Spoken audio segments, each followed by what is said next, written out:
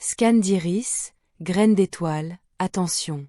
Bonjour à nouveau, merci d'être ici avec moi une fois de plus. J'espère que vous allez très bien aujourd'hui, c'est Marie, bienvenue sur ma chaîne. Ces informations peuvent être considérées comme de la science-fiction, ou comme le spectateur le voit le mieux, et je les publie à des fins de divertissement uniquement. Cependant, je prends mes informations très au sérieux, et pour quiconque a des yeux pour voir. J'écris ceci le matin du 11 décembre 2024. J'ai entendu dire que ces dernières semaines ou ces derniers mois, il y a eu une forte augmentation du nombre de contrôleurs de la Terre qui imposent des relevés biométriques obligatoires à toute la population humaine sur laquelle ils peuvent mettre la main. Bien que cela ne soit pas nouveau et que cela dure depuis plus d'une décennie, je voudrais vous mettre en garde contre un type spécifique de relevé biométrique qui peut causer des problèmes à la population des graines d'étoiles, à savoir les scanners d'iris. Je n'ai pas besoin de préciser quelles sont les entreprises qui effectuent ces scans, car elles sont toutes connectées et obéissent toutes au même suzerain. Comme on me l'a dit, ils offrent même de grosses sommes d'argent, de la crypto-monnaie, de la présence et même des jouets en peluche en échange de la lecture de l'iris des gens, et bien sûr, d'innombrables personnes dans le monde entier ont fait la queue pour les obtenir, car elles ne voient aucun mal à le faire. Il va sans dire qu'ils alimentent une très grande base de données d'intelligence artificielle pour comprendre les attributs génétiques et physiques de l'humanité, ce qui ne peut être utilisé que pour imposer davantage de contrôle sur la population humaine.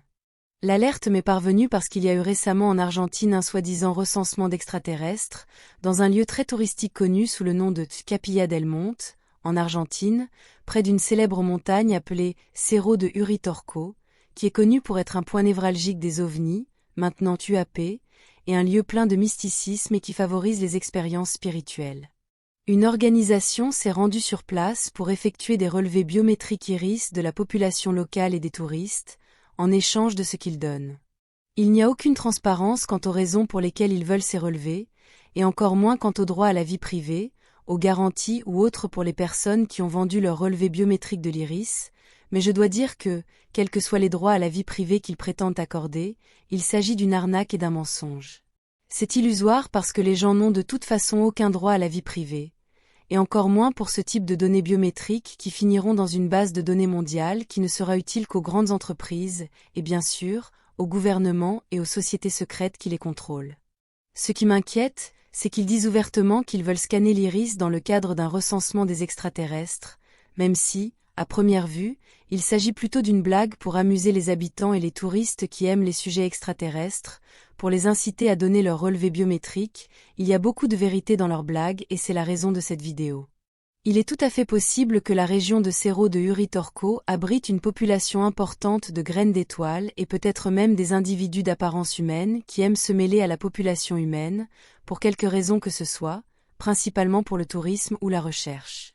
J'ai consulté le médecin Carrez du vaisseau Alcyone et elle m'a expliqué qu'il est possible de détecter les personnes dont l'âme est plutôt d'origine extraterrestre, comme les graines d'étoiles activées, même si elles sont nées sur Terre, car l'iris est une structure qui agit un peu comme une base de données d'enregistrement personnel pour les fréquences ou les vibrations existentielles de chaque individu, à l'image d'un disque CD.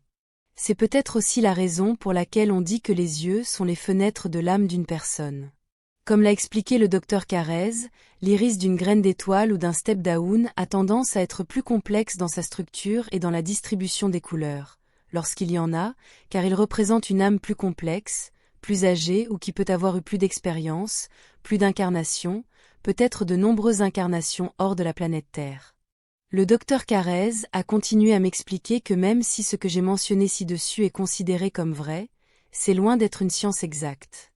Je suis peut-être trop craintive, mais je préférerais l'être plutôt que d'être trop confiante, et je me suis donc trouvée dans la nécessité de vous avertir, vous tous, la population des graines d'étoiles des step-down et des walk-in, qui êtes sur Terre et qui avez la gentillesse de suivre ma chaîne sur YouTube.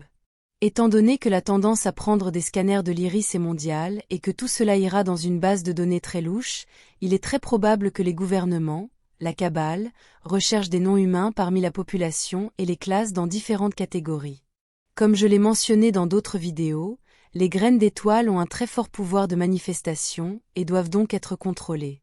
Une seule graine d'étoile activée et motivée peut modifier la vibration d'une très grande zone, influençant aussi fortement le reste de la population humaine qui est proche d'elle. Les graines d'étoiles sont de puissants créateurs de monde et ont un fort pouvoir de manifestation. Il est donc logique de comprendre pourquoi la Kabbale voudrait savoir exactement qui elles sont, parmi le reste de la population humaine.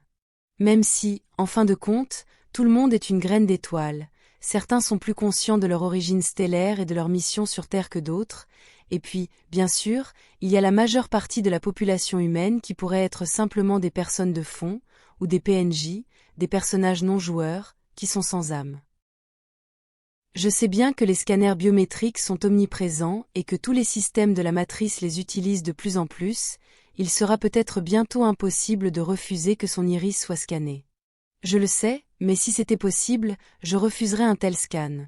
Presque autant que de refuser l'un de ces tests de nez qui était également presque obligatoire pendant la folie du bug mondial de 2020, et qui a également été détecté comme étant un programme de collecte d'ADN.